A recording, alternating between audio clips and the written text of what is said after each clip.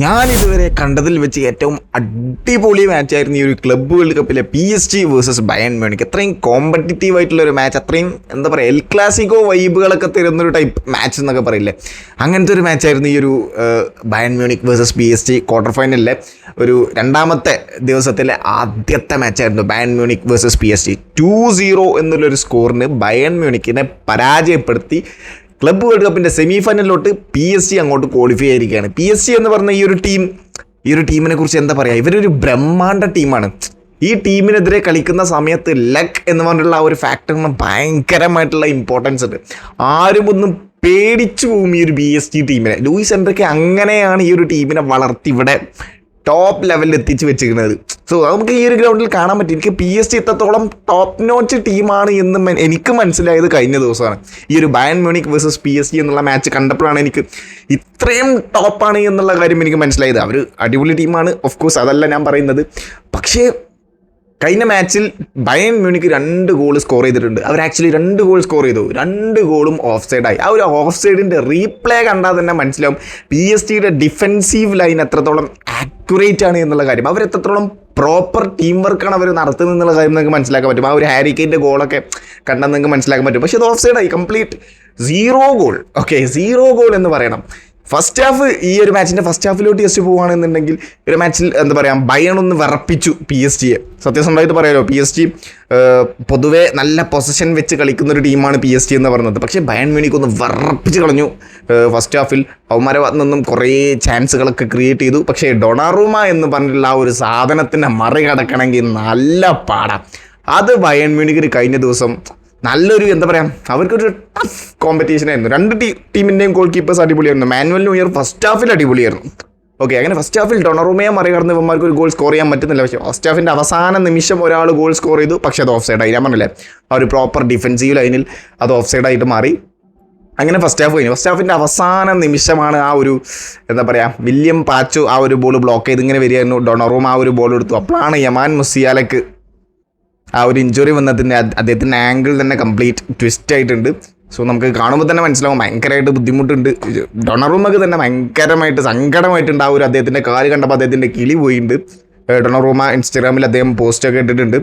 Get well soon യമാൻ Musiala, അദ്ദേഹത്തിൻ്റെ എല്ലാ പ്രാർത്ഥനകളും യമാൻ മുസിയാലയോട് കൂടിയുണ്ട് എന്നൊക്കെ പറഞ്ഞ് ഡൊണറൂം ഒരു സ്റ്റോറിയൊക്കെ ഇട്ടിട്ടുണ്ട്. സോ അദ്ദേഹത്തിന് എന്തായാലും യമാൻ മുസിയാലയ്ക്ക് 4 to 5 months എന്തായാലും പുറത്തിരിക്കേണ്ടി വരും. അദ്ദേഹത്തിൻ്റെ കരിയറിങ് എൻഡിങ് ആണ് എന്നുള്ള രീതിയിലൊക്കെ ഫേക്ക് ന്യൂസൊക്കെ വരുന്നുണ്ട്. അങ്ങനത്തെ ഒന്നുമില്ല എന്നാണ് ഇപ്പോൾ പുറത്തേക്ക് വരുന്ന വാർത്തകൾ. അദ്ദേഹത്തിൻ്റെ ആംഗിൾ കംപ്ലീറ്റ് ഒന്ന് ട്വിസ്റ്റ് ആയിട്ടുണ്ട്. അപ്പോൾ അത് 4 to 5 months എടുക്കും. അദ്ദേഹത്തിൻ്റെ ലിഗമെൻസിനും കുറച്ച് ഇഞ്ചുറികളുണ്ട്. മിനിമം 4 to 5 months എന്നാണ് പറഞ്ഞത്. ഇനി എത്ര കാലം പുറത്തിരിക്കണം എന്നുള്ള കാര്യം കംപ്ലീറ്റ് പുറത്ത് വരും. സോ അങ്ങനെ ഫസ്റ്റ് ഹാഫ് കഴിഞ്ഞു. പിന്നെ സെക്കൻഡ് ഹാഫിൽ പിന്നെ ദസേരെ ദുവയും കൊരച്കേലിയും തമ്മിൽ ചെറിയൊരു ഈഗോ ഇഷ്യൂ ഫസ്റ്റ് ഹാഫിൽ ചെറുതായിട്ടുണ്ടായിരുന്നു. കാരണം ദസേരെ ദുവയ്ക്ക് ഒരു ബോൾ കിട്ടി, അത് ഷോട്ട് അടിച്ച സമയത്ത് കൊരച്കേലി ഫ്രീ ആയിരുന്നു. പിന്നെ കൊരച്കേലിക്ക് ഒരു ഫ്രീ ആയിട്ടൊരു ചാൻസ് കിട്ടി. ആ സമയത്ത് ദസേരെ ദുവെ അവിടെ ഫ്രീ ആയിരുന്നു. അങ്ങനത്തെ ചെറുതായിട്ടോ. പിന്നെ സെക്കൻഡ് ഹാഫിൽ അവർ ഓക്കെ. പിന്നെ സെക്കൻഡ് ഹാഫിലോട്ട് പോയി ദസേരെ ദുവയ്ക്ക് ഒരു ഇവിടേക്കൊരു ചുണ്ടിനൊക്കെ ഒരു അടി കിട്ടി. അദ്ദേഹത്തിന് വായിന്നൊക്കെ ചോര വരുന്നുണ്ടായിരുന്നു. ആ ഒരു സമയത്ത് അദ്ദേഹത്തിന് ആ ഒരു അവാസിൻ്റെ കയ്യിൽ നിന്നൊരു ബോൾ കിട്ടി, ലെഫ്റ്റ് ഫുട്ടർ കൊണ്ടൊരു ഷോട്ട് എടുത്തു, അത് ഗോളായിട്ട് മാറി. അദ്ദേഹം സബ്സ്റ്റിറ്റ്യൂട്ട് ചെയ്യാൻ വേണ്ടി ഇങ്ങനെ നിൽക്കുകയായിരുന്നു. ഓക്കെ, ഈ ബാർക്കോള എന്ന് പറഞ്ഞിട്ടുള്ള പ്ലെയറിനെയാണ് ഫസ്റ്റ് ഹാഫിൽ ഇറക്കിയിട്ടുള്ളത്. ഒസ്മാൻ ഡെമ്പലെ അല്ല ഇറക്കിയിട്ടുള്ളത്.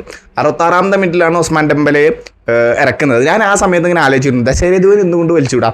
ദസേരെ ദുവൻ ഇമ്പാക്റ്റ് ഉണ്ടാക്കുന്നുണ്ട്. പക്ഷേ എന്താ പറയുക, ഇവർ തമ്മിൽ ഈ ഒരു കൊരച്കേലിയും ദസേരെ ദുവൻ തമ്മിൽ ചെറിയ ഈഗോ ഇഷ്യൂസ് ഉണ്ടായതുകൊണ്ട് ഞാൻ അങ്ങനെ ആലോചിച്ചിരുന്നു, ദസേരെ ദുവൻ എന്തുകൊണ്ട് വലിച്ചില്ല. അപ്പോഴാണ് എനിക്ക് മനസ്സിലായത് ലൂയിസ് എൻറിക്കേൻ്റെ ഐഡിയ.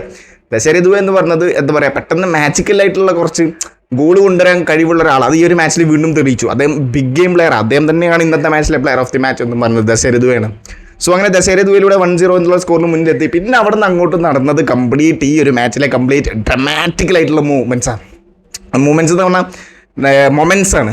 നാടകീയ രംഗങ്ങളാണ് ഈ ഒരു അത് കഴിഞ്ഞിട്ട് പിന്നെ നടന്നത്. വില്യം പാച്ചോ എന്ന് പറഞ്ഞിട്ടുള്ള ആ ഒരു പ്ലെയർ ബയൺ മ്യൂണിക്കിൻ്റെ പ്ലെയറിനെ ഫൗൾ ചെയ്യുന്നു. അദ്ദേഹം റെഡ് കാർഡ് വാങ്ങി കയറിപ്പോകുന്നു. പിന്നെ PSG 10 പേരായി ചുരുങ്ങുന്നു. പിന്നെ ബയൺ മ്യൂണിക്കിൻ്റെ അറ്റാക്കുകളുടെ പെരുമഴയായിരുന്നു. അവർക്ക് എങ്ങനെയെങ്കിലും ആ ഒരു ഗോൾ സ്കോർ ചെയ്യണം. പക്ഷേ ഡൊണറൂമിനെ മറികടക്കുക എന്ന് പറഞ്ഞത് ഈസി ആയിട്ടുള്ളൊരു പരിപാടിയല്ല. പിന്നെ അത് കഴിഞ്ഞ് തിയോ ഹെർണാണ്ടസ് എന്ന് പറഞ്ഞിട്ടുള്ള ആ ഒരു പ്ലെയർ, അദ്ദേഹം സബ്സ്റ്റിറ്റ്യൂട്ടനായിട്ട് വന്നു. ബയൺ മ്യൂണിക്കിൻ്റെ പ്ലെയറിനെ മുട്ടുകൊണ്ട് കുത്തിയിട്ടിട്ട് അദ്ദേഹത്തിന് റെഡ് കാർഡ് കിട്ടി. അദ്ദേഹത്തിന് റെഡ് കാർഡ് കിട്ടി. PSG 9 പേരായി. ഓക്കെ, അവസാന നിമിഷം എക്സ്ട്രാ ടൈമിൽ 6 മിനിറ്റ് എക്സ്ട്രാ ഉണ്ടായിരുന്നു. ആ ഒരു സമയത്താണ് ഇത് വരുന്നത്. അത് കഴിഞ്ഞ് പിന്നെ കുറേ നേരം അങ്ങോട്ട് ബയൺ മ്യൂണിക്ക് അറ്റാക്ക് ചെയ്ത് PSG ഇപ്പുറത്തേക്ക് ഓപ്പോസിറ്റ് ഒരു കൗണ്ടർ അറ്റാക്കിൻ്റെ ഓപ്ഷൻ കിട്ടി. ഡെംബലെ ഒരു ഷോട്ട് അടിച്ചു, പോസ്റ്റുമ തട്ടി പോയി. പിന്നെ ആ ബോൾ ഹക്കീമിക്ക് കിട്ടി. ഹക്കീമിയും 5 പേരെ ഡ്രിബിൾ ചെയ്ത് വന്ന് ആ ഒരു ബോൾ ഒസ്മാൻ ഡെംബലേക്ക് കൊടുത്തു. ഒസ്മാൻ ഡെംബലെ ഷോട്ട് എടുത്തു, ഗോളായി. ആ ഒരു മാച്ച് കംപ്ലീറ്റ് അങ്ങോട്ട് സീൽ ചെയ്ത് കളഞ്ഞു. ഓക്കെ, അങ്ങനെ അത്രയും ഡ്രമാറ്റിക്കലി ആസ് എ ഫുട്ബോളിന് ഒരു എൻ്റർടൈൻമെൻ്റ് ആയിട്ട് കാണുന്ന ഒരാൾക്ക് കംപ്ലീറ്റ് ഒരു എൻ്റർടൈൻമെൻറ്റിൻ്റെ ഒരു പാക്കേജ് ആയിരുന്നു കഴിഞ്ഞ മാച്ച് എന്ന് പറയുന്നത്. സോ PSG അങ്ങനെ സെമി ഫൈനലിലോട്ട് ക്വാളിഫൈ ആയി. സെമി ഫൈനലിൽ ഇനി PSG versus Real Madrid, the final before final എന്നൊക്കെ പറയുന്ന രീതിയിലുള്ള ഒരു മാച്ചാണ്. So Real Madrid versus Borussia Dortmund match ഞാൻ സെപ്പറേറ്റ് വീഡിയോ ചെയ്യുന്നുണ്ട്. അത് ഈ ഒരു വീഡിയോൻ്റെ കൂടെ ഞാൻ ഉൾപ്പെടുത്താം. സോ നിങ്ങളുടെ അഭിപ്രായം ജസ്റ്റ് കമൻറ്റ് ബോക്സിൽ രേഖപ്പെടുത്തിക്കോ. Thank you so much.